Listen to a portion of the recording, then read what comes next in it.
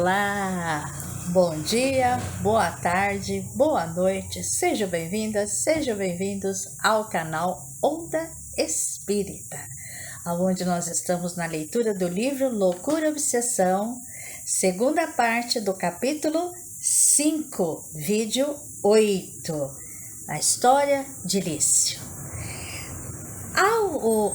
Antes, porém, agradecer a Deus, a Jesus, por essa oportunidade de podermos estar aqui.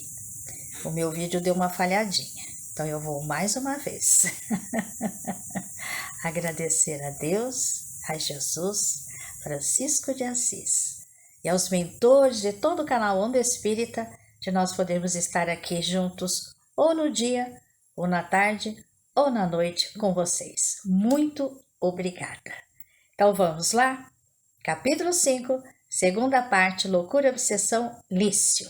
Nós terminamos com o Filomeno dando uma observada em que o pensamento de Lício estava totalmente assim atormentado, com os personagens, com lembranças e recordações, aonde a benfeitora, através do médium anterior, procurou acalmá-lo, tranquilizá-lo, para que ele pudesse, digamos assim, desabafar, se colocar, né?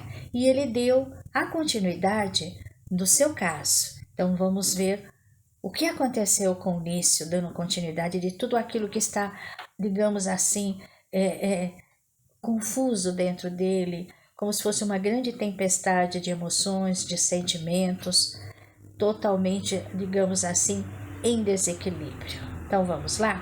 Mais uma vez eu vou explicar a vocês, por ser uma história de uma pessoa, então eu vou fazer a leitura do caso, porque a interpretação e a compreensão fica bem melhor. Então vamos lá? Vamos juntos? Então ele conta, dando continuidade, que quando eu contava 10 anos, recordo-me bem como se estivesse a acontecer novamente.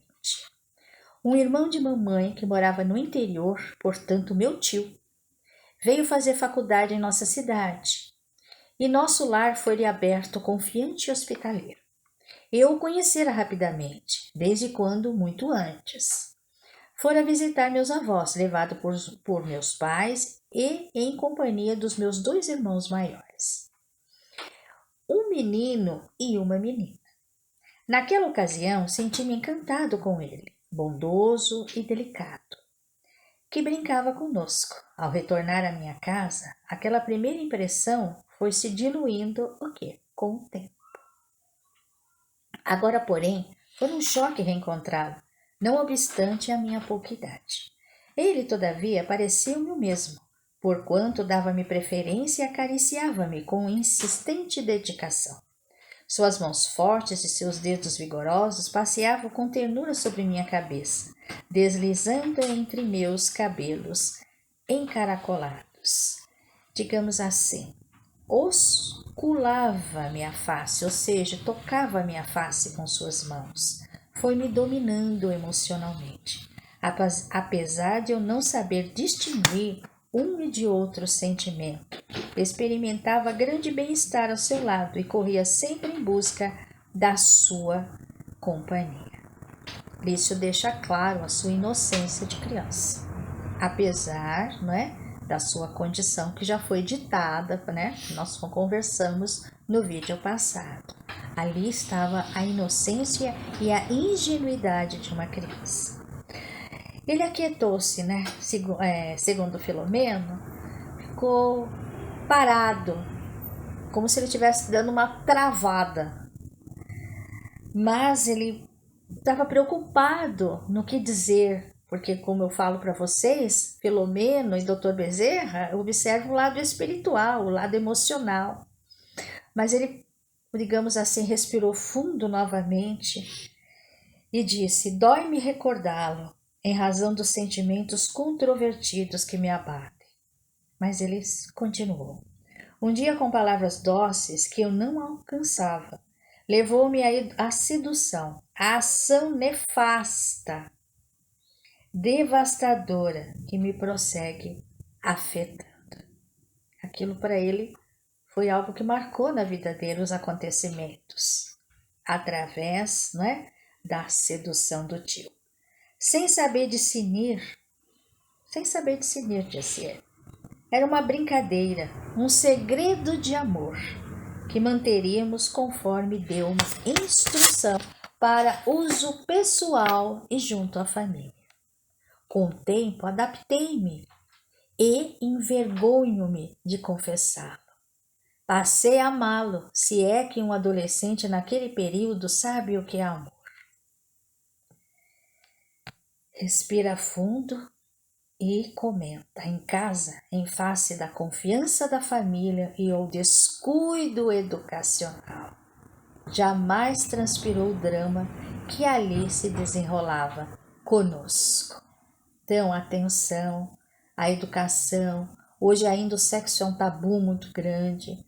É muito importante termos conversa com os nossos adolescentes sobre isso em casa, porque nada mais é que a educação é uma orientação para que ele não caia nessa situação.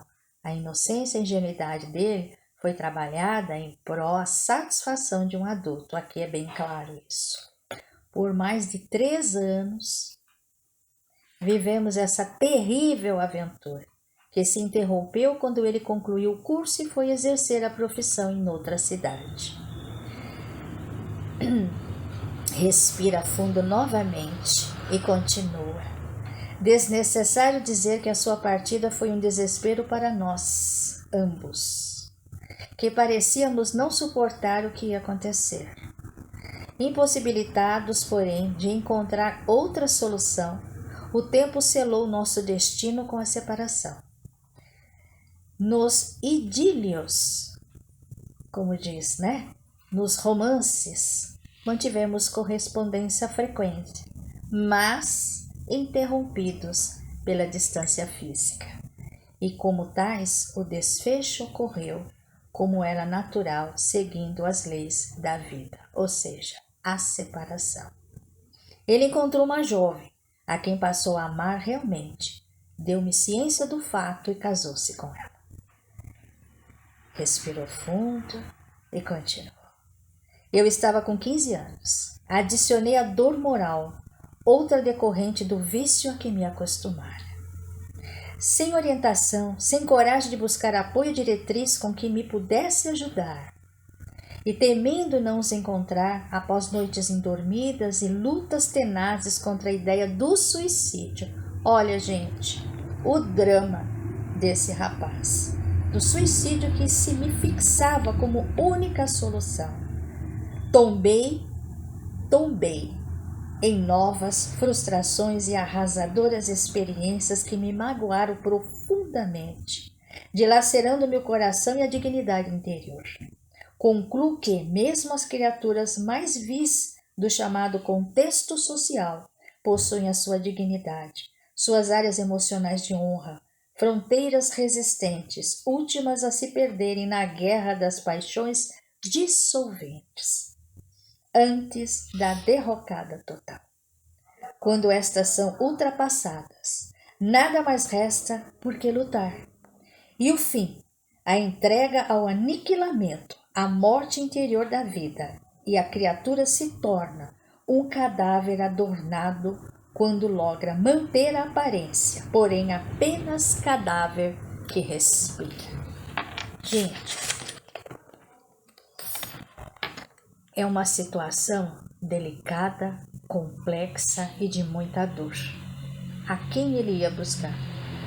Olha a situação dessa criatura.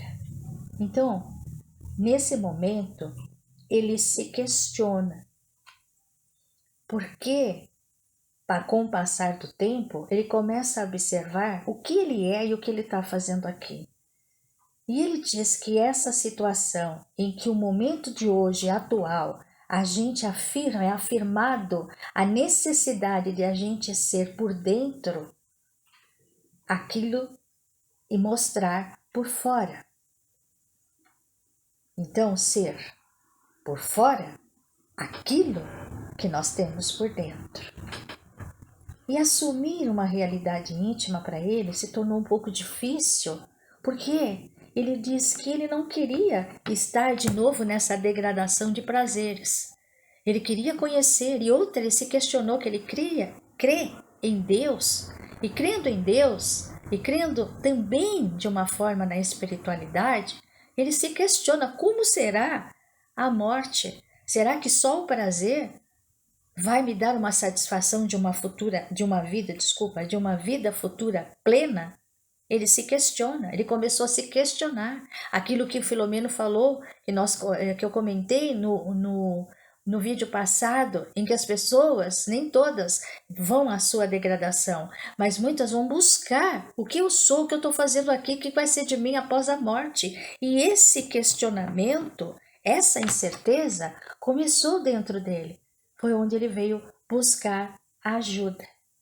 Bem interessante, não é? Essa posição. E ele continua: some-se a isso que a lembrança do meu tio não se aparta de mim. Amo e o odeio. Não voltei a vê-lo, embora não há muito ele tentasse por carta, que eu não respondi. Uma reaproximação. Ele agora é pai. Como conciliar tal comportamento? No entanto, ele não me sai dos sonhos, nem das recordações que me enternecem e infelicitam. Ou seja, ele está verificando a parte moral dele e a própria parte moral do tio. Como conviver isso? Ele formou uma família. Ele não quer isso. Lício não quer essa situação. E ao mesmo tempo ele não consegue retirar as lembranças, não consegue definir ou discernir, melhor dizendo, o sentimento dele para com o tio, como foi marcante na sua vida.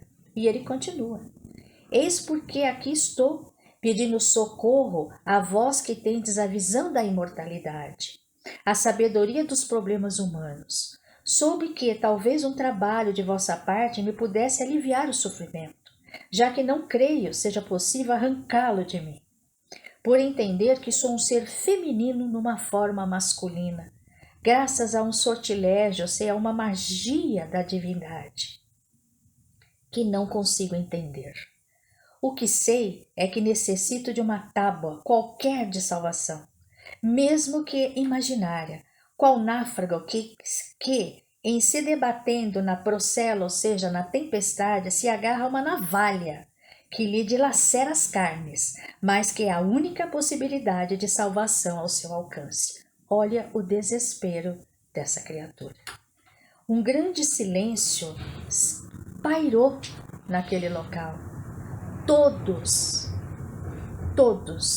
as entidades ali presentes que estavam atuando na fluidificação, nos fluidos, para poder manter o padrão vibratório, que são todos trabalhadores da religião afro-brasileira, da pele negra, estavam ali, emocionados, em silêncio. É interessante que Filomeno coloca que ali estava ainda continuando os trabalhos de atendimento, tanto no plano espiritual como no material, mas parecia que aquele som dos atabaques estavam muito distante. O burburinho não estava naquela atmosfera. Foi feita uma atmosfera de compaixão, uma atmosfera de amor, onde todos se comoveram com a narração de Lício. Foi uma onda de simpatia, diz Filomeno, que envolveu a todos, em silêncio profundo. Nesse momento, diz Filomeno, o nobre doutor Bezerra, que acompanhava a experiência a desdobrar-se diante de nós, interveio a meu favor, explicando. Nesse momento, nós vamos falar sobre a explicação de Dr. Bezerra diante do acontecimento. Caro Miranda, diz, a situação em que estagia o nosso querido irmão alcança número muito maior de criaturas na Terra. Como no além, olha o que ele coloca, na Terra e no além, do que possa imaginar, ou do que se possa imaginar. Contam-se aos milhões no mundo padecendo conflitos desta natureza, que ainda não encontraram compreensão adequada, nem estudo conveniente das doutrinas que lhe investigam as causas procurando soluções. Por enquanto, travam-se lutas entre a coartação, ou seja, a restrição, e a liberação do comportamento daqueles que estagiam nas áreas conflitantes do sexo.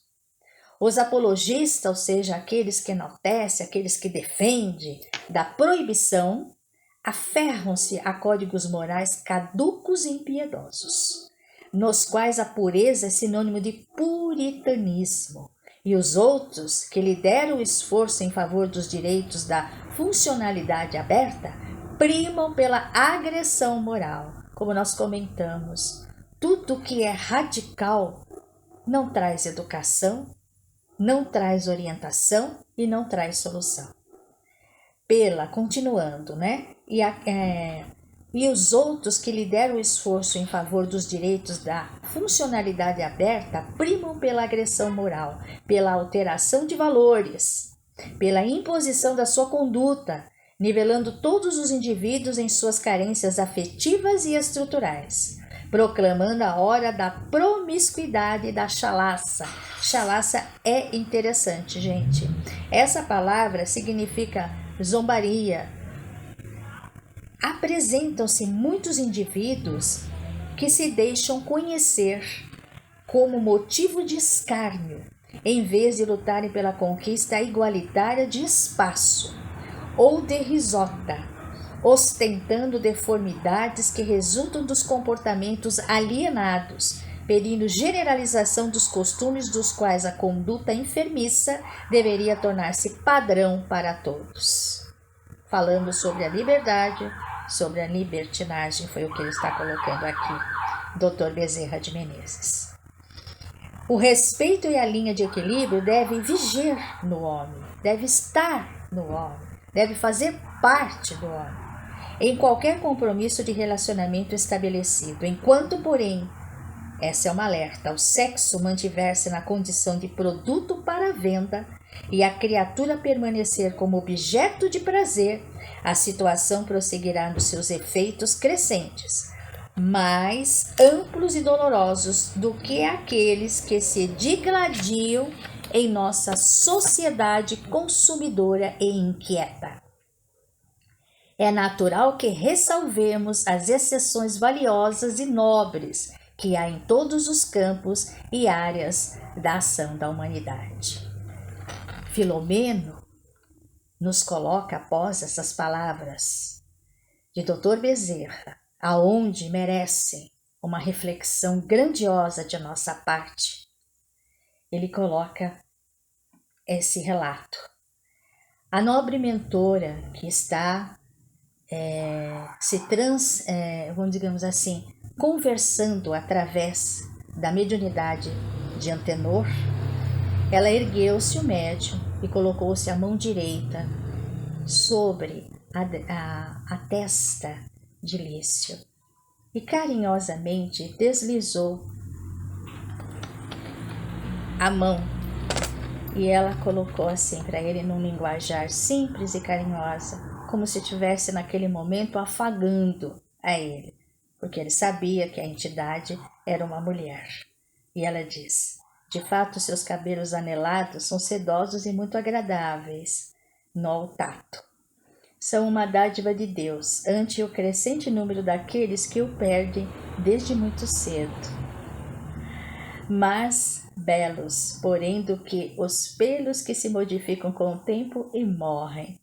São os seus propósitos, meu filho. A sua inteireza moral, apesar de todas as suas dilacerações sofridas. Vamos orar primeiro, enquanto lhe aplicamos recursos balsamizantes, refazentes para iniciarmos o trabalho que necessita. Um bem-estar, assim, imenso estava, como diz o nosso querido Filomeno, espairava pela sala. A entidade compassiva, utilizando da técnica de passe longitudinal, com pequenas variações demonstrando, porém, profundo conhecimento nos centros captadores de força, no corpo e no perispírito, operou dispersando, a princípio, as construções mentais perniciosas e desencharcando-lhe o psiquismo de fluidos prejudiciais, para logo após recompor-lhe o equilíbrio, mediante a doação de energia facilmente assimilada pelo organismo. Lício começou a transpirar em abundância e a bocejar repetidamente. Tudo bem, meu filho. Tranquilizando-o, a magnetizadora espiritual. Após sentar, o médium produziu um clima psicológico para a segunda fase do atendimento ao jovem, agora mais disposto à terapia. Havia paz no ambiente e o amor, ungindo de sabedoria, comandava os acontecimentos. E dessa maneira, nós encerramos a segunda parte do capítulo 5, partindo para o capítulo 6, dando continuidade com o título Destino e Sexo, que nós vamos estar falando no nosso próximo encontro. Por ora, agradeço a atenção de todos e de todas. Um beijo no coração, excelente semana, digamos assim, e que a paz de Jesus esteja com todos nós. Que assim seja.